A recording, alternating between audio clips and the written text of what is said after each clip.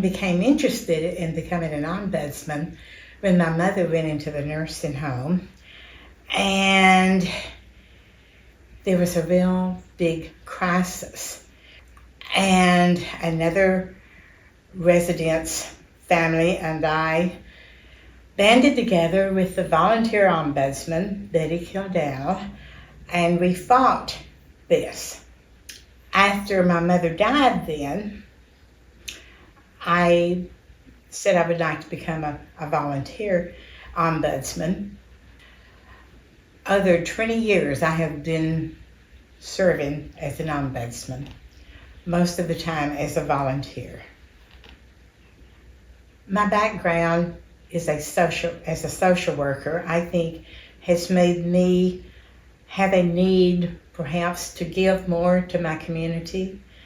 I felt I was very fortunate to be able to retire as early as I did. I felt like I had something to give back to the community. A typical visit is one that you would have to be prepared for change, because you never know when you walk into a room whether that resident is going to be there. You need to always be ready for change.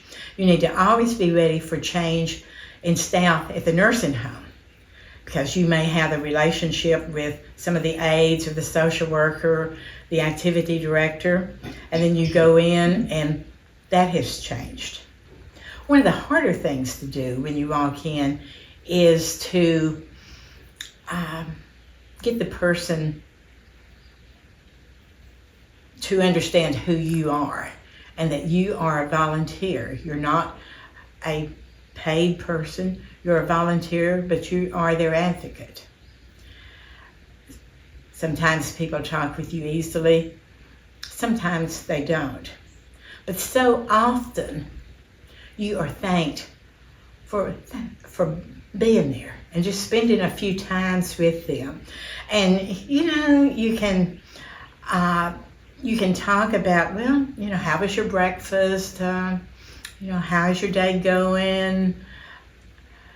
But you can also talk to them about who they are as a person, if you can. And people like to talk about themselves.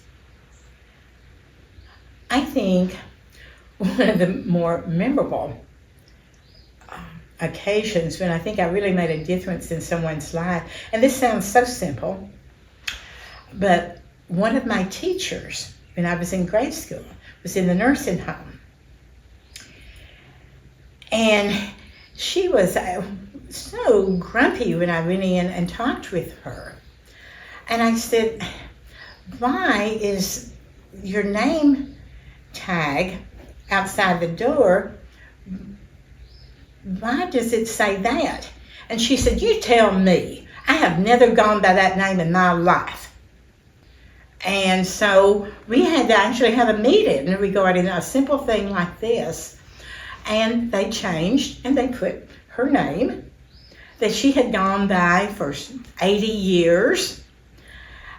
And she was happy. Every nursing home has a lot of rules.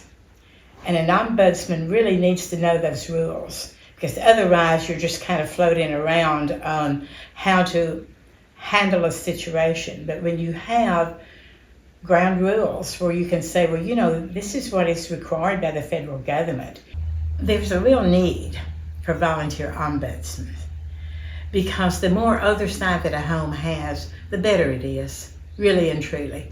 Nobody intends to neglect. There's not any nursing homes whose intent is to ignore the needs of the residents. But they have a business to run, and they have a limited staff to do it. So when there are people there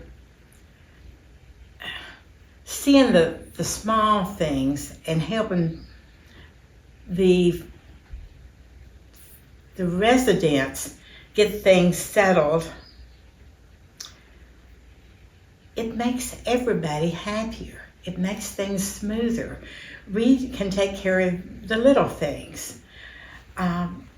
whether it's a name change or an uncomfortable mattress or not being able to choose your own clothes or not having meat on your plate, little things like that we can take care of that maybe the resident feels uncomfortable in being their own advocate. Being an advocate means being there for that person and being able to help express their needs in ways that they could not express what they need or want.